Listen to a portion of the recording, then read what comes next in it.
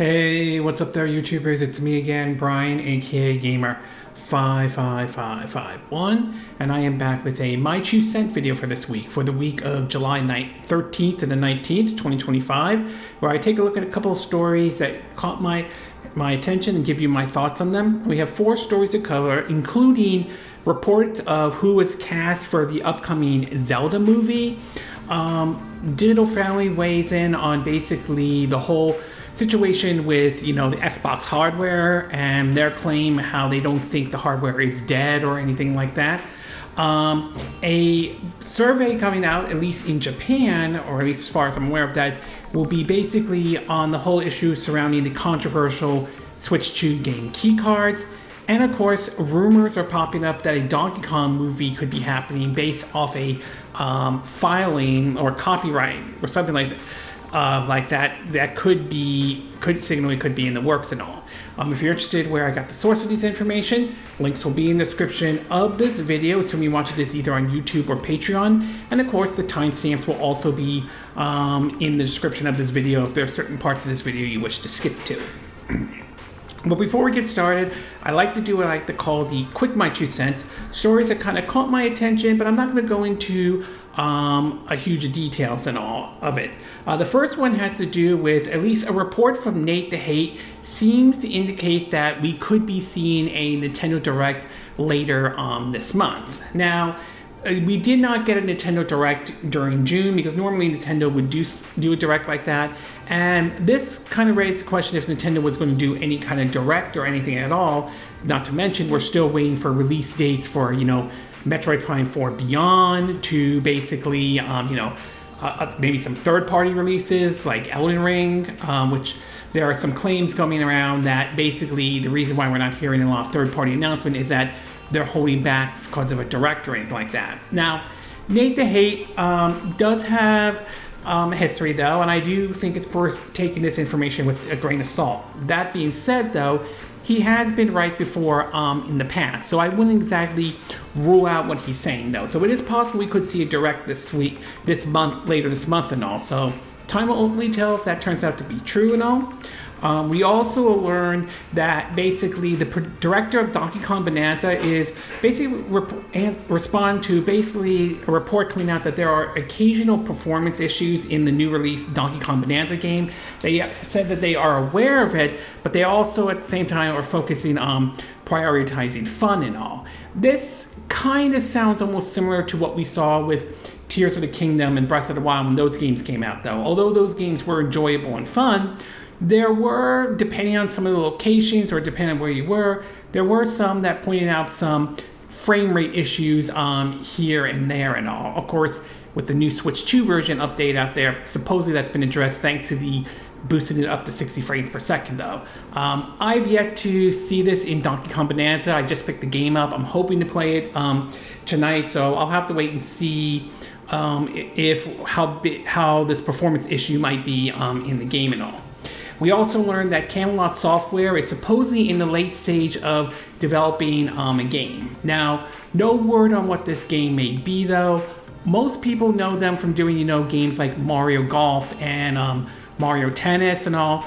But they also did basically an RPG by the name of Golden Sun, 2 entries on the Game Boy Advance and 1 on the Nintendo DS. And of course, the 2 Game Boy Advance versions have made their way through Nintendo Switch's online service and all through, the Game Boy Advance app. So it's though this might sound like a long shot, it is a possibility that Golden Sun could be the game that Camelot Software could be working on. Again, we don't know 100% for certain, and time will ultimately tell if it does happen or not.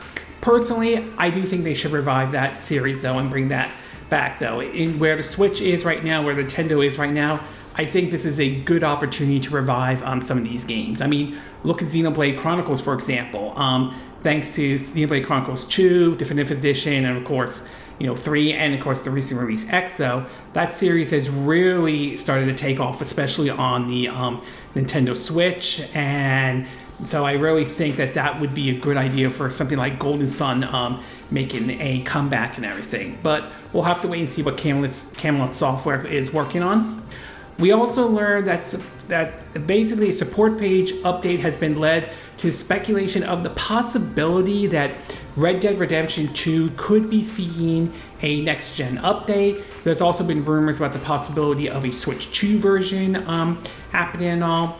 Obviously, there's been no official confirmation at this time, but given how Take-Two Interactive has seemed to be more open in supporting the Switch 2, and given the fact that Red Dead Redemption 1 was ported over to the PS5 as well, not the Xbox Series X and S, although you can pick up the 360 version on the Xbox Series X and S Microsoft Store, though, I wouldn't rule out the possibility that Red Dead Redemption 2 could see a next-gen version, nor I rule out the possibility that Red Dead Redemption 2 could technically make its way over to the Switch 2 and all. If it does, whether the studio that handled the first Red Dead Redemption for the Switch, Double 11, deals with that, handles that port or not, that remains to be seen at this time. We also learned that the head of Sega wants to try to revive the Sega spirits from the 80s and 90s when they were basically, in a way, they were doing sort of certain different things than where they are now, though. Obviously, Sega is somewhat in a better position. I'm not saying perfect, but they seem to be doing well, courtesy of, Aulx with a lot of their games, how they've been doing very well. And of course, Sonic has recently started to see more of a resurgence than we have in the past, thanks to the success of the Sonic movies, which have done very well, including Sonic the Hedgehog 3, which I thought it was the best entry in the Sonic the Hedgehog movies and all. And we also are seeing them revive, other IPs like Crazy Taxi, a newer version of Golden Axe, Streets of Rage. So it's possible Sega could pull this off if they can nail certainly some things down and everything. So we'll have to wait and see. We also got a report that supposedly from Jason Schreier implying that a remake of a Dragon Quest game could be in the works. Again, I don't know which one is, I don't know which Roman numeral number it is, but it seems to be a remake of a PS1 classic and all, and supposedly Dragon Quest 12 still is in development or something like that. Again, we don't know 100% certain how accurate this report is, but given Jason Schreier's history and all, I wouldn't rule out the possibility that this Dragon Quest remake could be in the works. Whether it sees the light of day or not remains to be seen, and also remains to be seen if it will be a fully 3D remake, or will it be maintain the original look, or try to go something similar to what we've seen with the HD 2D look with, the Dragon Quest 3 HD 2D game. So we'll have to wait and see on this one, though. I'm hoping it's true, but we'll have to wait and see on that. We also learned that one of the producers of Final Fantasy VII, or just Final Fantasy in general, said that there's no clear winner between turn-based and action combat. This was sort of in response to basically a question being asked, given the success that Claire Expedition 33 has been getting lately, though, with a lot of it returning to like a turn-based type of approach. A lot of people like that game and all, but obviously it'll be very interesting to see what direction the folks at Square Enix goes, though. I mean, both have their advantages and disadvantages in a certain way. Some still prefer Final Fantasy to go back to its turn-based roots. Others are not against, this action approach, like what they saw in Final Fantasy 16, though some were mixed on that game, depending on who you're asking, to the Final Fantasy VII Remake and, of course, Rebirth, to be exact. So we'll have to wait. We'll see what direction Square Enix decides to go with, any of their future games and all, whether they take the action combat approach or the turn-based approach going forward. We also learned that supposedly that according to at least according to what we've been hearing, that DLC for Starfield is still supposedly in the work alongside with Elder Scrolls 6.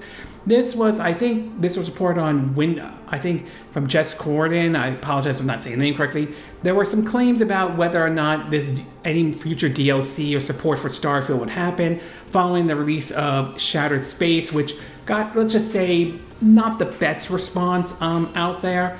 And many were wondering if the game was pretty much there was not going to be any more support for it. But at least according to what this person's saying, though, it does sound like they are that they're hard at work at another DLC. and of course that they're working on Elder Scrolls 6, and supposedly there is some claim that work may have gotten started with Fallout 5, although it remains to be seen if Bethesda is the one working on it or if it's handing off to another studio. That's at least the claim at this time, but we'll have to wait and see. There's a lot of stuff going on with Microsoft after that whole layoff situation and everything like that. So we'll see. I mean, I wouldn't be against more DLC for Starfield, but I wouldn't be against seeing what they do with Elder Scrolls 6 and whether or not they take some elements for what Starfield does, or at least improve upon certain areas. So we'll have to wait and see what comes out of it. We also learned that CD Projekt Red has released a new update patch for Cyberpunk 2077. It's being released on all platforms. There was a report coming out that it was going to be released later for the Nintendo Switch 2 version of Cyberpunk 2077, but it does seem to indicate that it's already out now. So basically, it's possible that the update is available for those who picked up the Switch 2 version of Cyberpunk 2077. And last but not least, we have supposedly a leaker claiming that Retro Studios may be rolling straight into Metroid Prime 5 after finishing Metroid Prime 4 Beyond. Metroid Prime 5, there's been some rumors about that one here and there, but nothing really concrete. And this leaker also claims that they don't want to be known for just doing Metroid Prime alone, which, if assuming what this leaker is saying is true, I can kind of understand that, though. You know, franchise fatigue could be an issue. I mean, I don't mind them doing another Metroid Prime game, but I would like to see Retro Studios do other stuff. Maybe tackle another IP from Nintendo outside of Metroid or Donkey Kong like they did. Maybe come up with a brand new IP and all. I mean, that's a possibility as well. So there are certainly interesting directions Retro Studios can go, though, but for now we're waiting to see when Metroid Prime 4 Beyond comes out. We're waiting for that official release date and all.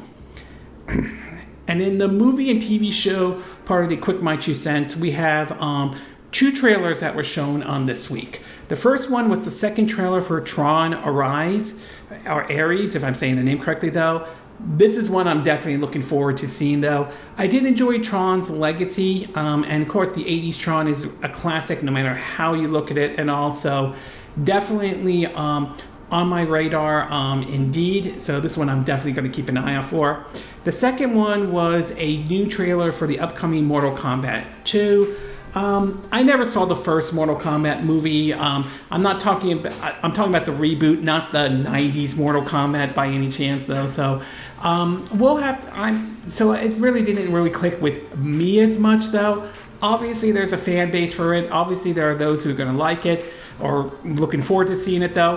Whether it's good as the first one does, or better or worse, who knows until that movie comes out. But in either case, the trailer for Mortal Kombat 2 has come out indeed. We also learned that a live-action Assassin's Creed series is being handled by Netflix and all. It will be very interesting to see how this one plays out. Indeed, obviously Netflix, I mean, some shows they've had some hits and miss, though. Obviously, for every Dragon Dogma and Resident Evil, there's been like The Witcher, Castlevania, Cyberpunk Edge Runner. So it's possible this one could work, but again, we won't know until we start seeing the first trailer, the synopsis and everything like that. Hopefully this goes over better than the live action, that Assassin's Creed movie we had a couple years ago, which I didn't think it was that bad and all, but obviously it did not do well at the box office. We also learned that the Superman movie seems to be doing very well domestically and globally. It certainly has crossed over the 300 million, so it's pretty clear based on, assuming this report is correct, it seems to be it's all onto a good start, and I think the audience seems to be open to this new DC cinematic universe helmed by James Gunn and all. So obviously, definitely good news for Warner Brothers. Furthermore, it does seem the success has led to a boost in viewership of other Superman movies in the past, particularly Man of Steel that was directed by Zack Snyder, and also very interesting to see to have this interesting impact the Superman movie has had. Not to mention, I've heard that basically the Crypto the dog in the Superman movie basically has led to an increase on those searching to adopt the dog and everything like that. So yeah, I mean, it's certainly the success of this movie is having a positive impact indeed and all. Okay, with the Quick My 2 Cent part now done, along with the movie and TV show part of the Quick My 2 Cent, we'll get started with our first story, and this one has to do with reports coming out of the possibility we could see a Donkey Kong movie. Now, obviously, given the success that the Super Mario Bros. Movie had at the box office in 2023, it certainly has opened the door to that possibility of a Donkey Kong movie at this time. I mean, at least for what we've been hearing.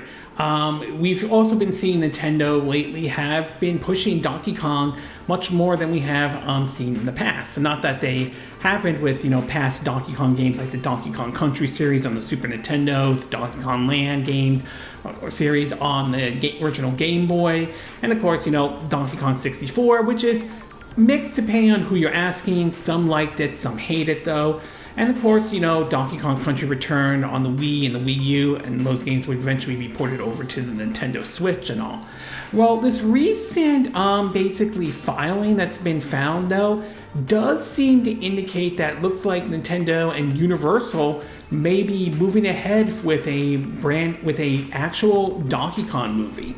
In a report from Nintendo Life, it reads that, quote, following the success of the Super Mario Bros. Movie, it seems Nintendo and Universal are key to expanding upon its new venture beyond the upcoming sequel in 2026. A new copyright filing has been spotted that is simply listed as Untitled Donkey Kong Project Motion Picture. The date of recordation, whatever the word is, I apologize if I'm not saying that word correctly, is June 6, 2025, with two dates listed as its execution. May 9th and May 17th, 2025. Now, it's worth pointing out, though, that sometimes these trademarks and all, or copyrights, though, don't always, mean something's going to happen. We've seen in the past how some companies have filed trademarks or copyrights, and not every single one of them have seen the light of day. One example I could bring up is like Eternal Darkness. We've seen Nintendo file that trademark and stuff like that. But even so, it has never seen the light of day or anything. We've never seen a remake or a remaster, though I would like to see the game. If that doesn't happen, I would like to see the GameCube version get ported over to the Switch online service. We know, come on Nintendo, we want you guys to do that and all. However, having said all that though, as I mentioned before, we have seen Nintendo take a much different approach though, especially following the success of the Super Mario Bros. Movie. And it does seem that they are really pushing Donkey Kong more than what like I mentioned before, than what it was in the past. Of course, obviously we have, the Donkey Kong ride has been expanded as part of the Super Nintendo world, currently in Japan, but we'll see it come here to the US. Obviously, the recent release of Donkey Kong Bonanza as well, and some of the response we've been hearing about the game, to be exact. So it does seem, given that entire push for Donkey Kong that Nintendo has been doing, I would say it is by no means out of the realm of possibility. In fact, I would say odds are definitely more in favor that we will see this Donkey Kong movie happen. Now, should or if it does happen, what direction Nintendo decides to go, that kind of remains to be seen, to be exact though. They could make it be like something like maybe when Cranky Kong was younger, how he gained control of the Kong Kingdom, or maybe it could be about Donkey Kong after the events of Super Mario Brothers or the sequel to the Super Mario Brothers movie, him wanting to be a hero and him and Diddy teaming up. It could be the enemies could be the Tick-Tongs from Donkey Kong Country Returns, the Snowmads for Donkey Kong Tropical Freeze, or it could be the classic, of course, the one and only Kremlings from the Donkey Kong Country and Donkey Kong Land series, to be exact though. I mean, that would be the obvious choice, but I would definitely see the Kremlings could fit in that. So there are certainly many directions they could go with this. Regardless of what direction they do choose, my take on it would be, one, have Illumination Production handle this one just like they handled the Super Mario Bros. Movie. Two, I think bring back the people who voiced Diddy Kong and Donkey Kong. You know, I think Seth Green. Oh, wait, that's my cat. Don't worry. Seth Green, who basically voiced Donkey Kong in the Donkey Kong movies and all. So I do think those are the two important things. I'm sure there's some other stuff, but I would say if this trademark is true and it is happening, I definitely would be looking forward to this, though, just how I was sold on the idea of the Super Mario Brothers, the movie. So overall, yes, it is a copyright and a trademark, and it's true that not all trademarks will have seen the light of day, but given the direction Nintendo is going and given the direction they are going with Donkey Kong, I would say odds are that this Donkey Kong movie is more than likely going to happen, though I will admit I could be wrong on that. Okay, we're going to take a quick break, and when we get back, we'll get to part 2, and this one has to do with supposedly Nintendo sending out a survey in regards to the Switch 2 game key card. So we'll take a quick break, and we will be right back.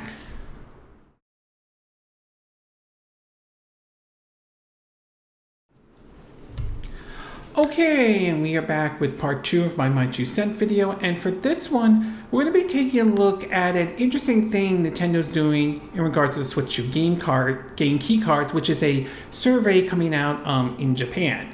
Now, one of the most controversial things we've seen so far with the Switch 2, and this depends on who you're asking, has been the whole issue surrounding game key cards, where it's not the full game, but it's basically you insert the Switch 2 cartridge in there and you download the game and all.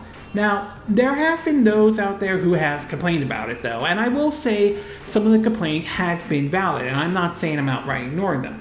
I do think a lot of the game preservation arguments have been very much true. I don't disagree with that argument in terms of having the full game onto the Switch 2 cartridge, which is rumored to be the only file size they have. It's the 64 gigabytes. And of course, you know, CD Projekt Red went all the way in terms of putting the full Cyberpunk 2077 experience into the game key card. So, not the game key card, the 64 gigabyte cartridge. My bad, got that one wrong. Apologize for that one. So I do think game preservationists do have a valid argument to make. On the other hand, one thing I saw during the Switch 1 era is that sometimes, and it's possible we could see this in the Switch 2 era as well, and there are some games that have done this, is that usually when there is a retail or a physical version, it's just basically an empty box with a code on a piece of paper. And given the fact that game key cards are not tied to your account, they could be bought used or resold, they are certainly better than the empty box with just a piece of paper with a code on a piece of paper. So in my view, I kind of view the game key cards as the lesser of the two evils.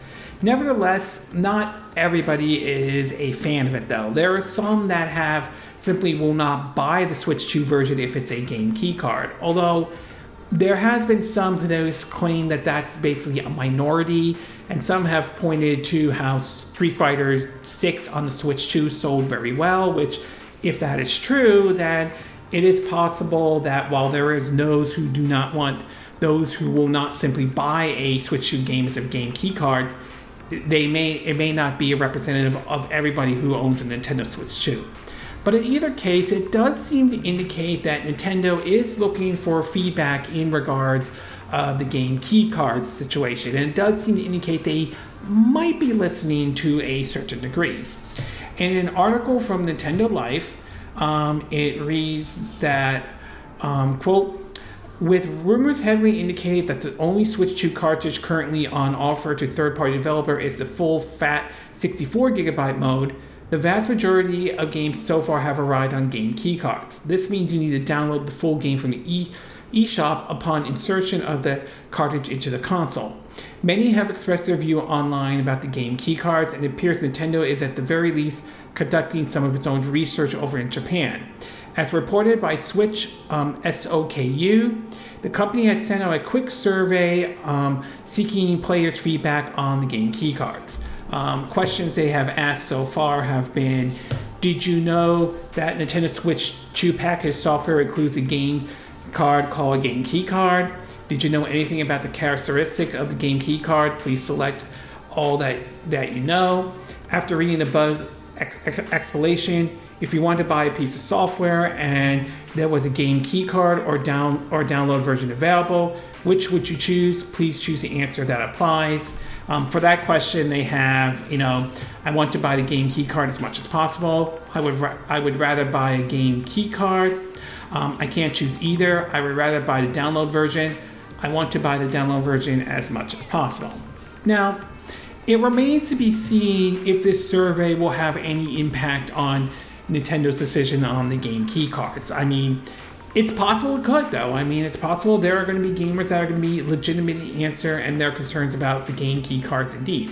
Do I think some people may be trolling? Maybe, but I don't believe that everybody who does the survey is going to be trolling and all. But it will be very interesting to see what comes out of the survey and what Nintendo decides to do going forward and all. If I had to take a guess, and I could be completely wrong on this though, so I'm not saying this is how it happens, but I will say that if I had to take a guess, the most likelihood is that I don't think game key cards are going to be going away, but I do think it could put pressure on Nintendo to consider maybe looking at ways to lower the cost of that 64 gigabyte cartridge, or at the very least maybe find a way to see if they can offer different other file sizes though, if this is possible, that to be exact though.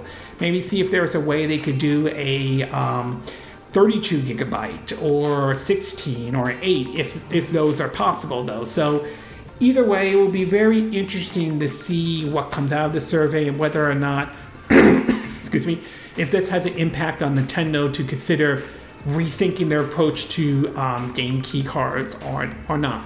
So overall, it's an interesting survey and all, and I won't deny the fact that this could impact the future use of game key cards and all, but if I had to take a guess, I would say even if Nintendo does make some changes though, I don't think the game key cards are going to go away or not.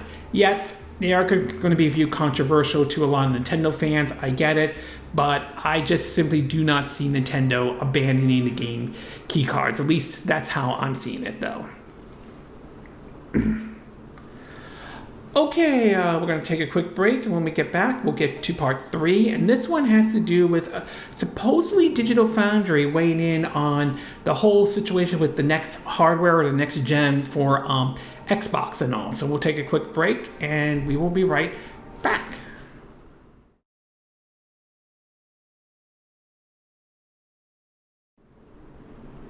Okay, and we are back with part 3 of my 2 cent video. And for this one, we're going to be taking a look at this supposedly Digital Foundry's comments in regards of Xbox's next gen system, or Xbox hardware, to be exact.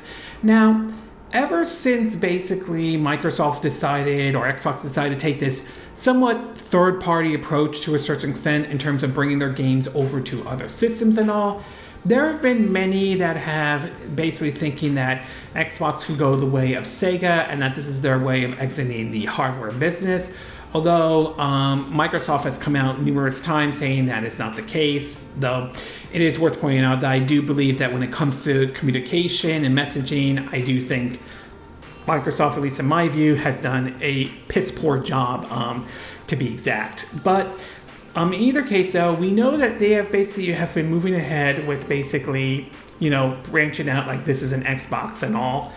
Recently, they have announced, a partnership with ROG Ally in terms of basically doing what appears to be a Xbox handheld to a certain degree. Although the price point, there's been rumors going around of it maybe being like $800, which again, I don't know if that's true or not. But if it is, that might be a tough pill to swallow for some folks out there, though.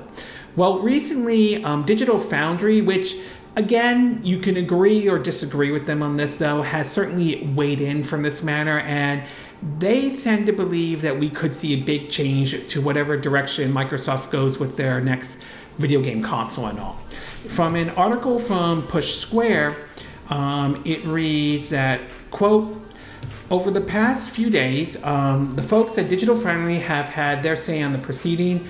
The Digital Foundry team believes that Xbox is is taking hardware seriously, but that it will undergo a big change and all. Basically, this is what's one of the comments that basically said, quote, "We've seen this in the Windows space with Surface device where Microsoft participates in the Windows ecosystem, but they're not necessarily owning players in that ecosystem. They are one of many players in the ecosystem. The Xbox traditionally with the last 4th generation of hardware has been a pretty strong vision. Here is an Xbox, we're going to support it for a generation. It has a console OS, it has exclusive games. It will go toe-to-toe with PlayStation with competitive pricing. This isn't that, or at least to some degree it's not. In a significant way, it's not that vision." John, who's part of the Digital Foundry, goes on to largely agree with that sentiment, adding that a Windows-like device feels like the only way forward at this point after the ROG Ally announcement and everything else that's gone on with Microsoft over the last year or two. John believes that there's not really any reason for consumers to embrace a traditional console from Microsoft as it begins to sell its Xbox's everywhere vision to players on pretty much any device. Now, again, we still have to wait and see what Microsoft has to say about this next-gen system. There's still some questions we don't have a whole lot of answers to, though.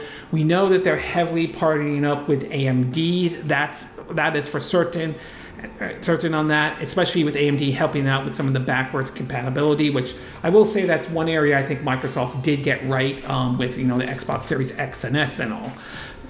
As far as what we could see in this, I mean, it's possible they could be correct though. I mean, Microsoft with the next console could have play some role, but let others come in to be exact. So it's going to be very interesting to see how Microsoft navigates this approach going into their next gen console and how well that will do once the PS6 eventually comes out and all. So time will ultimately tell, and whether or not Digital Foundry is spot on or not, that remains to be seen.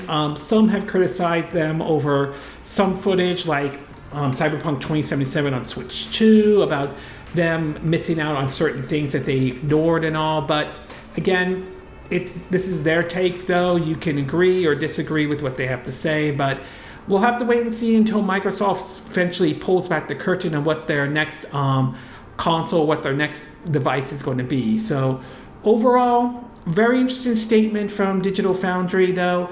Clearly Microsoft is moving ahead with their next system, but how they approach the next generation of consoles, that remains to be seen, and it will be very interesting to see what approach they go forward with their next console, especially with AMD jumping in as well.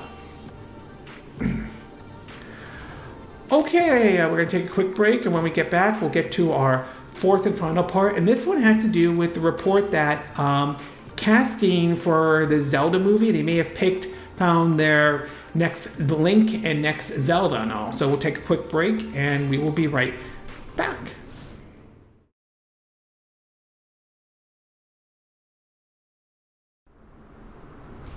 Okay, and we are back with our fourth and final part of our My Two Cent video. And for this one, we're going to be taking a look at a report coming out on the fact that they may have found the Link and Zelda for the upcoming live-action Legend of Zelda movie. Now, when I've heard that they were doing the live-action version of Legend of Zelda, not try to do like an animated version and all, my reaction was very, very mixed because I wasn't sure how this one was going to work.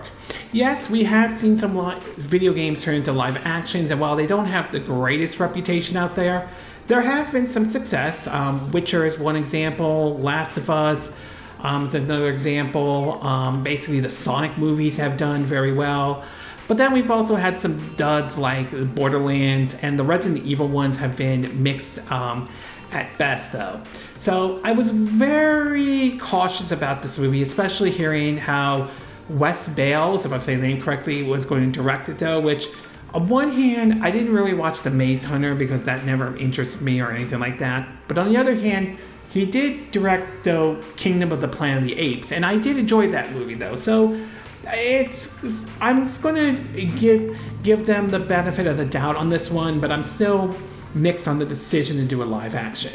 Well, recently, it has now been reported on who they picked basically to play Link and Zelda in this one. And it turns out to be these are one actor and actresses that not really everyone knows about and all. From a report on Deadline, it reads, quote, after a long search, Sony and Nintendo's live-action Legend of Zelda movie has found its lead of pair of upcomers. Bo Bragason, if I'm saying the name correctly, will be playing Zelda with Benjamin Evan Asworth as Link. Nintendo Shigeru Miyamoto announced earlier this morning on Nintendo's official X page, formerly known as Twitter. He said, quote, this is Miyamoto. I am pleased to announce that the live-action film, The Legend of Zelda movie, will be played by Bo Bragason and Link by Benjamin Evan Asworth. He wrote, sharing the image of the pair in the costumes. I am very much looking forward to seeing both of them on the big screen. Now, it is sort of interesting they decided to go with basically unknown actors, though, for this one. But in a way, it might not be a bad thing at all, though. I mean, obviously, with the Super Mario Brothers movie, they went with Chris Pratt and, of course, over Charles Martinet. And while I still prefer Charles Martinet, voicing, Mario and all, I thought Chris Pratt didn't do a bad job voicing Mario in that movie. And it's possible maybe going with these unknown actors may actually be a good thing indeed, though. So, but again, a lot of that will be based off of what the story is, how well the movie is done and all. So I will say a lot of pressure is going to be on Nintendo and Sony to really nail this one out of the park, especially doing this sort of live action approach, though, okay? I still remain cautious about this movie because of it being a live action and not like an animated type of a movie, though. In fact, I would prefer it being like an anime or manga style, though. But as I said before, I will give them the benefit of the doubt at this time. We've yet to see any snapshots of them in their costume. We've yet to see any plot or synopsis at all. We've yet to see any trailers or anything like that. So I would say it's too early to tell whether or not this movie will be good or not. I'm going to take the same approach I did with when it was announced that the Super Mario Brothers movie was being done by Nintendo and Universal and Illumination, though. I am not writing it off, but I am taking somewhat of a cautious approach to it, and that's kind of what I'm doing with the Legend of Zelda movie, though. I'm going to be very curious to see how these two actors, this actor and actress plays the Link and Zelda respectively, though. Hopefully they can nail the character down very well, although Link isn't known to talk a lot, unless you want to refer to many review as the awful but classic Legend of Zelda cartoon that was around back in the 80s when it premiered on the Super Mario Brothers Super Show back then. Yeah, I'm that old and all. So overall, interesting choice they made to play Link and Zelda, though. Whether these two actors can pull it off or not remains to be seen. But since we don't have a story or anything else, as I mentioned before, I will give them the benefit of the doubt at this time. So time will only tell if this was the right choice or the right direction for Sony and Nintendo to go with the upcoming Legend of Zelda movie and all. Okay, this concludes this My 2 Cent video for this week. And again, these are my opinion. What are yours? What are your thoughts about this copyright or trademark file for the untitled Donkey Kong movie or motion picture, though? Do you think this is a sign to indicate that Nintendo and Universal are moving ahead with a Donkey Kong movie? Do you think it's not going to happen?